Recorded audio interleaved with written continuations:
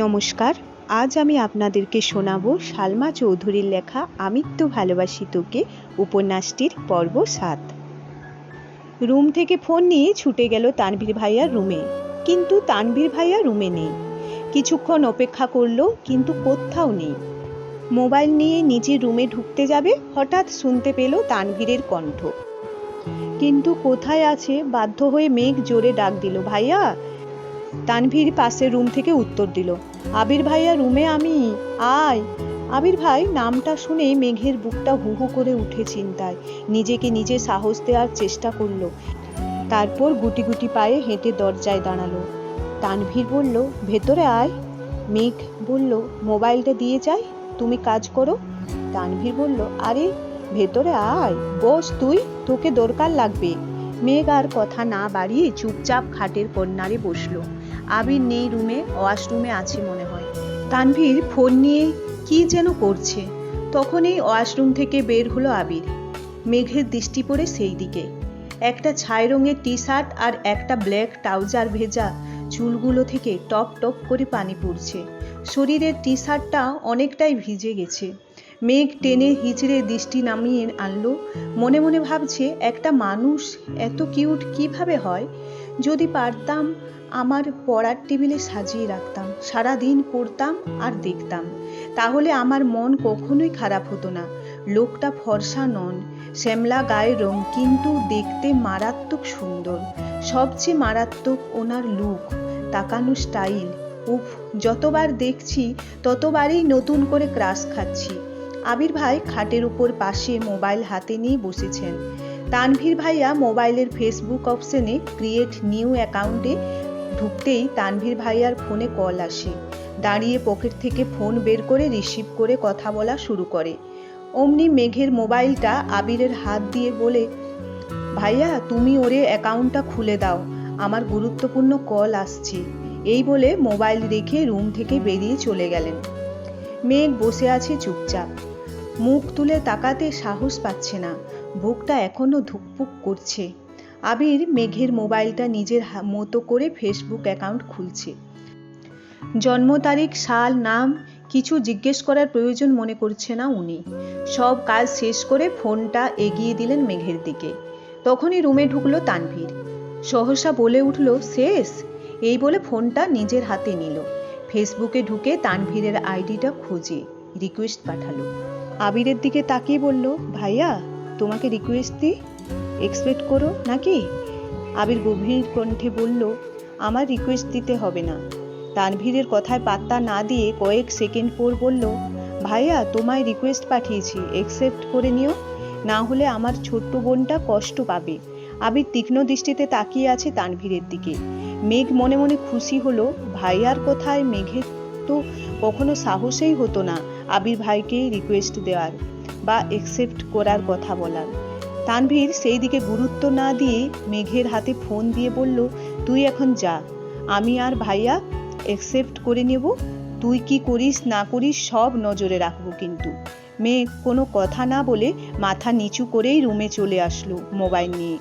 মেঘ রুমে এসে বিছানায় শুয়ে ফেসবুক ঢুকতেই নজর পড়ল, সাজাদুল খান আবির, একসেপ্ট ইয়োর ফ্রেন্ড রিকোয়েস্ট। মেঘ শোয়া থেকে উঠে বসে।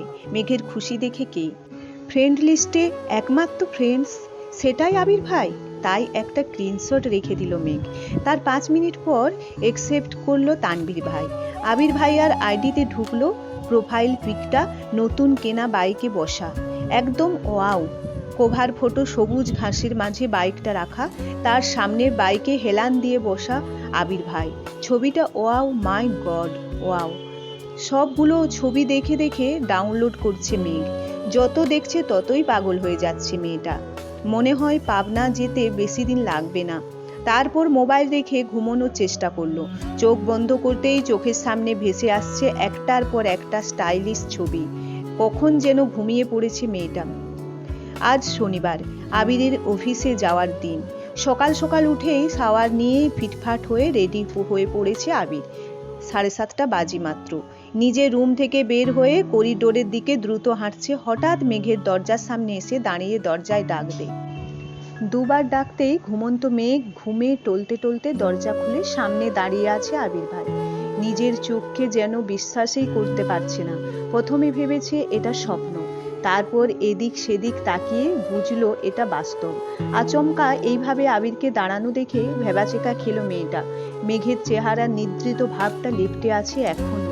আবির পূর্ণ দৃষ্টিতে প্রখর করল অষ্টাদশী রাঙা মুখবিবর, তারপর চোখ সরিয়ে নিয়ে বলল, 5 মিনিটের মধ্যে খেতে আয়।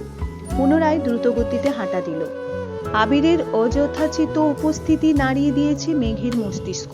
হঠাৎ মনে পড়ে গেল 5 মিনিটে নিচে যেতে হবে। তৎক্ষণাৎ ছুটল ওয়াশরুমে। 5 মিনিটের মধ্যে নিচে উপস্থিত হলো মেঘ। এই সময় মেঘকে খাবার টেবিলে দেখে অবাক হলো সকলে। 2 বছর যাবৎ মেয়েটা সকালে সবার সাথে খায় না। প্রাইভেট থাকলে আগে খায়, না হয় সবাই অফিস বা স্কুলে চলে গেলে তারপর খেয়ে কলেজে যায়। হালিমা খান ছুটে আসলেন মেয়ের দিকে। আয় আয় বস মা, কি খাবি বল। টেবিলের কাছে আসতেই দেখলো একটা চেয়ার ফাঁকা আছে, সেটা আবার আবির ভাইয়ের বিপরীতে। কিন্তু এখানে বসার বিন্দুমাত্র ইচ্ছে নেই তার, কারণ আবিরের আশেপাশে থাকলে মেঘ কেমন একটা ঘুরে থাকে। মন মস্তিষ্ক সব যেন আবিরের নিয়ন্ত্রণে থাকে। কিন্তু কিছু করার নেই, বাধ্য হয়ে বসতে হলো এই চেয়ারে। আবির মাথা নিচু করে মনোযোগ দিয়ে খাচ্ছে। মেঘ তখন ঘুমে টলতে টলতে আবিরকে দেখছিল রাজপুত্রের মতো, কিন্তু এখন আর সে তাকাতে পারছে না। শীর্ণ বক্ষ ধরধর করছে মেঘের, মনে মনে খুব করে চাচ্ছে একটু তাকিয়ে আবিরকে দেখতে, কিন্তু মনে হচ্ছে কিছু একটা মাথায় চেপে বসে আছে, মুখটাও তুলতে পারছে না। আলী আহমদ খান হঠাৎ বলে উঠলেন, মেঘ মা, আজ থেকে তোমার নতুন টিউটর আসবে। সারাদিন তো তুমি বাহিরে থাকবে, তাই তাকে সন্ধ্যার পর আসতে বলেছি। মেঘ চুপচাপ খাবার খাওয়ার চেষ্টা করছে। বুকের ভিতরে যে ঝড় তুফান চলছে তা যেন কেউ বুঝতে না পারে। আবির সবার আগে খাবার শেষ করে বাসা থেকে বের হয়ে গেল। আবিরের পেছন পেছন আলী আহমদ খান, মোজাম্মেল খান ও ইকবাল খানও চলে গেল। ইকবাল খান আগেই অফিস জানিয়ে দিয়েছে, অফিস যেন সাজিয়ে গুছিয়ে রাখে। আবির অফিসের সামনে এসে বাইক পার্ক করে অফিসে ঢুকতে গেলে সিকিউরিটি গার্ড বলে ওঠেন, স্যার, আপনার একটু বসতে হবে, বড় স্যাররা না আসলে আপনি ভেতরে যেতে পারবেন না।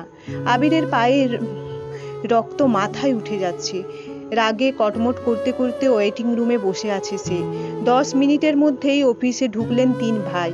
আবিরও তখনও বসে আছে।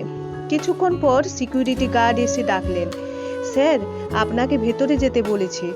আবির নির্ভীক ভঙ্গিতে হেঁটে ভেতরে চলে গেল। অফিসের ভেতরে ফুল দিয়ে সাজানো, ঢুকতেই সবাই হাততালি দিয়ে কংগ্রাচুলেশন জানাচ্ছে আবিরকে। 2-1 জন ছবি তোলায় ব্যস্ত। বাবা চাচা 3 জন আর আবির মিলে একটা কেকও কাটলো। 3 ভাইয়ের তো আজকে খুশির দিন।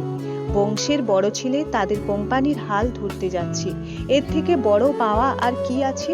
তানভীরের মধ্যে আবির যদি মুখের উপর বলে দিত, আমি ব্যবসা সামলাবো না, তখন তো কিছুই করার ছিল না। আবির যেহেতু মেনে নিয়েছে, এতেই হবে। ঘন্টা খানেক হলো আবির অফিসে এসেছে। এর মধ্যে চাচু ইকবাল খান ভাতিজাকে সব কাজকর্ম বুঝিয়ে দিতে ব্যস্ত। অন্যদিকে আলী আহমদ খান এবং মোজাম্মেল খান আজ আড্ডায় মগ্ন। তাদের মাথায় থেকে সব চাপ চলে গেছে। 2 ভাই মিলে চা খাচ্ছে, খুনসুটি করছে। এত বছর ব্যবসায়িক জীবনের অবসানের সময় এসেছে এবার। সারাদিন আবিরের ব্যস্ততায় কাটে। প্রথম দিনের অফিসের দায়িত্ব বুঝে নেওয়া বিশাল চাপ। মাঝখানে একবার সময় করে বাবা চাচাদের সাথে তোলা একটা ছবি ফেসবুকে শেয়ার করেছিল। 6টায় বাসায় ফিরেছে আবির। এসেই সোজা রুমে চলে গেছে। শাওয়ার নিয়ে রেস্ট নিচ্ছে, হয়তো ঘুমিয়েই পড়েছিল। দূর স্বপ্নই দেখলো কি না আচমকা উঠে বসলো বিছানায়। আবিরের চোখে মুখে উদ্বেগ স্পষ্ট। তড়িঘড়ি করে রুম থেকে বের হয়ে নিচে আসলো। পরিস্থিতি স্বাভাবিক।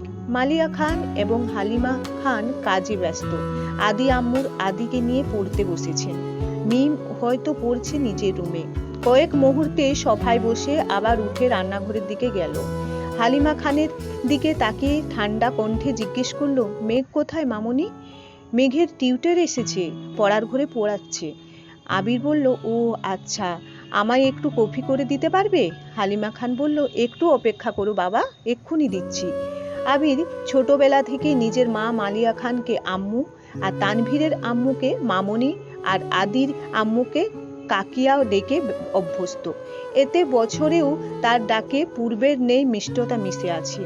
সোফায় বসে কফি খাচ্ছে আর মোবাইল ঘাটাঘাটি করছে। 20 মিনিট পর পড়ার রুম থেকে বের হলো একটা ছেলে, বয়স হয়তো 22-23 হবে, 5-7-8 হবে লম্বা, চোখে চশমা। হালিমা খানকে বলল, আন্টি আজ আসি, আবার কালকে আসবো। হালিমা খান হাসি মুখে বললেন, আচ্ছা ঠিক আছে। এদিকে আবিরের কোমলতা পাল্টে গেল, চটে গেল ভীষণ। সব এগে ঘুষি বসালো সোফার পাশের দেওয়ালে। আবিরের চোখ আগুনের মতো লাল হয়ে গেল। এক মুহূর্তে বসলো না, সোজা উঠে ধপ ধপ করে সিঁড়ি দিয়ে উঠে নিজের রুমে চলে গেল। অতিরিক্ত রাগে আবিরের তামাটে চেহারা রক্তবর্ণ ধারণ করেছে, চক্ষু যুগল ক্রোধ স্পষ্ট প্রতীয়মান হচ্ছে। 5-7 মিনিটের মধ্যে ভীষণ তাড়াহুড়োতে তৈরি হয়ে নিচে নামছে আবির। মেঘ পড়া রুম থেকে বই খাতা নিয়ে রুমের উদ্দেশ্যে রওনা দিল।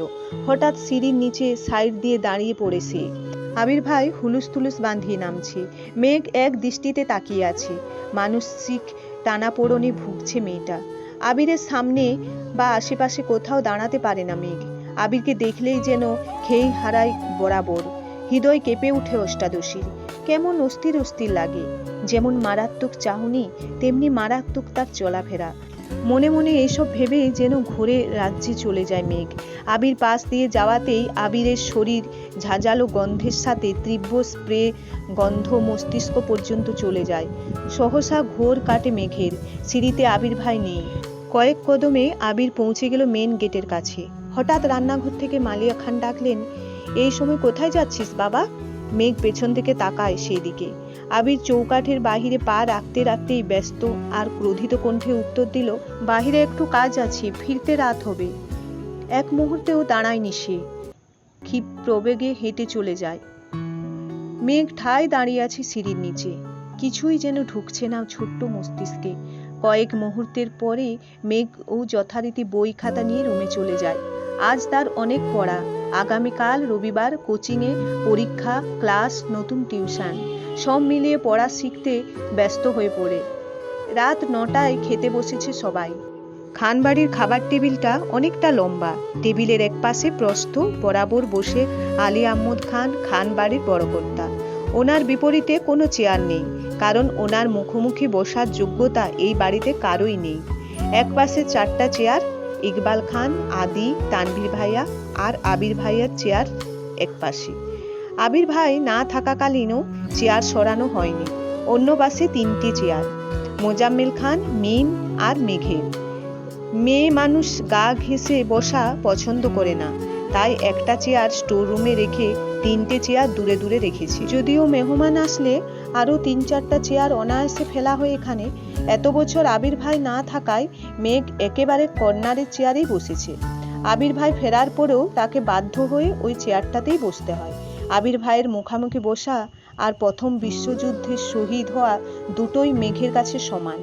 রোজ দুবার চোখের সামনে নিজের মস্তিষ্কের রক্তক্ষরণ সহ্য করা, বুকের ভিতরে উথাল পাথাল ঢেউ সামলানো, সেই ধারালো চোখের চাহনি প্রতিবার যেন ফিসফিস করে কাটে অষ্টাদশীর হৃদয়টা। এদিকে বোকা মেঘ এখনো অনুধাবনই করতে পারছে না আবির ভাই কি তার শুধুই ক্রাশ নাকি সে তার প্রেমেও পড়েছে। আচমকা আলী আহমদ খানের রাশভারী কণ্ঠে মেঘের গাঢ় চিন্তার ব্যাঘাত ঘটালো। আলী আহমদ খান বলল, আবির কোথায়? অফিসের কাজ তো সেই সন্ধ্যাবেলা শেষ, তাহলে এত রাতে কোথায় সে? মালিয়া খান তটস্থ ভঙ্গিতে বললেন, ও তো সন্ধ্যায় এসেছিল, রেস্ট নিয়ে কফি খেয়ে তারপর বের হলো। আলী আহমদ খান বললেন, ছেলেদের নিষেধ করো রাত বিরেতে ঘুরোঘুরি করতে। ইকবাল খান সাবলীন ভঙ্গিতে বলে উঠলেন, বড় ভাইয়া তুমি চিন্তা করো না, ছেলেটা এত বছর পর দেশে ফিরেছে, বন্ধুদের তো একটু সময় দিতে হয়। আলী আহমদ খান চুপচাপ খাওয়া শেষ করলেন। ওঠার আগের মুহূর্তে মেঘের দিকে তাকিয়ে বললেন, শাহরিয়ার কেমন পড়াচ্ছেন মা? মেঘ নরম সুরে বলল, আলহামদুলিল্লাহ ভালোই পড়িয়েছেন। আর কোনো কথা বললেন না। উঠে বেসিন থেকে হাত ধুয়ে নিজের রুমে চলে গেছে। তার কিছু সময় পর বাকি 2 ভাইও যে যার রুমে চলে গেল। খাবার টেবিলে বসে বসে খাচ্ছে খান বাড়ির 3 বাদর। মেঘ বড় বাদর, মিম হলো মেজ বাদর, আর আদি হলো সবচেয়ে ছোট বাদর। 3 জনের রাজ্যে গল্পে মেতেছে। হালিমা খান এসে ধমক দিলেন, এই মেঘ, তোর কি এখন বাদরামি করার সময়? 2 দিন পর পরীক্ষা শুরু হয়ে যাবে, পড়াশুনো বাদ দিয়ে আড্ডায় মজে থাকিস সব সময়। মেঘের প্রফুল্ল মুখটা তৎক্ষণাৎ মলিন হয়ে গেল। কোনো রকমের খাবার শেষ করে রুমে চলে গেল। পড়াশুনো মনোযোগ দিল।